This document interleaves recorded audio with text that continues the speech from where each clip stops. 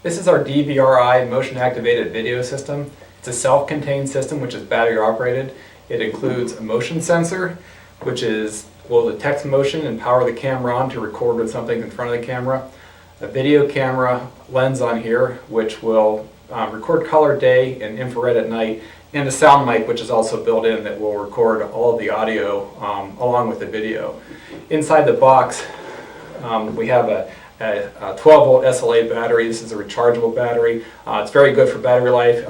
You should probably get about 4 hours of footage. Now that can be comprised over several months worth of time, but it really depends on how many activations you get. Furthermore, inside the system there's a DVR recorder in here and a compact flash media card. All the video is recorded on here, and a power on-off switch and some DID switches for setting up the system depending on what kind of settings you want. Typically we have this set for the default mode, which is record 24 hours a day and records in continuous mode and motion activation happens. That means that as long as something's in front of the camera, it will continue to record. Now you can change this. There are delays between events, also recording delays that you can put on here by setting DID switches. And there's a sticker on the back here that will show you in the field how to set this up. Typically, when you get this out of the box, all you have to do is basically hang the unit on a tree, open it up, power the on switch on, and close the system up. Some basic information about the motion sensor itself. This is a PIR motion sensor, which means it detects motion based on heat and motion. It'll look at the background temperature based on the target temperature. Now the target temperature has to be hotter than the background temperature in order for this to trigger the unit. What means that if you have this set up in a very hot climate, it's very difficult for this type of unit to trigger. So we really recommend that you keep the unit itself kind of in a shaded area to keep the unit from getting hot, especially the motion sensor. And obviously if you're in a cooler conditions, it's much easier to detect. So your range of detection is basically based off of how hot it is outside. Now there is a little pot inside here. If you look in the instructions, you can rotate this right or left to increase or decrease the sensitivity. Typically people think if it's hot or hot, you want to increase the sensitivity, which is exactly opposite. You want to decrease the sensitivity when it gets hotter so that you don't detect things like false triggers, which are things like branches or vegetation that can heat up and look like a hot target that's hotter than the background and actually fool the system into thinking that's an active motion event. Now, when you power the system on, you turn the switch on the inside and you'll see this little red light glow.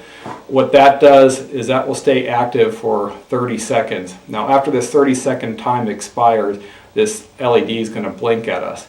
Now what that means is going to go into a 1-minute walk test mode. That lets you, once you set the camera up and close it up, get you time out there in front of the camera to move about the sensing area.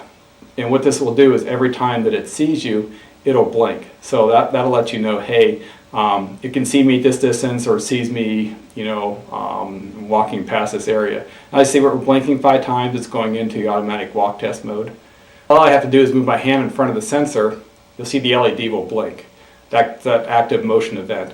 It won't activate the camera at this point in time. We're in the automatic walk test mode, and that mode will last for approximately 1 minute. After that 1 minute time expires, the LED is now it will blink 5 more times, which it's going to go into active mode. This means anytime you walk past the camera now, it's actually going to start recording video. One thing to be sure of is if you are going to test the system out beforehand and you are in continuous video mode, you actually activate the system. Make sure you wait for the recording to stop before you open the system up and power it down and pull your video card out. Look, it's going into active mode now.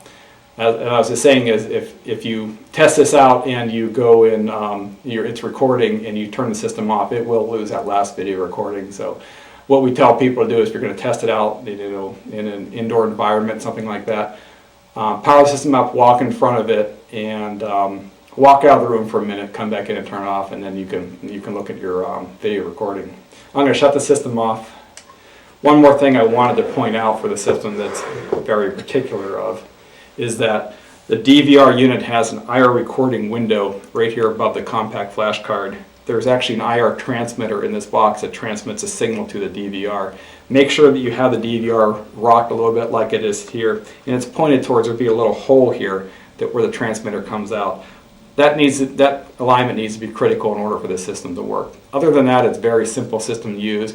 Basically, like I said, just put this into the woods, turn the switch on, and walk away from it.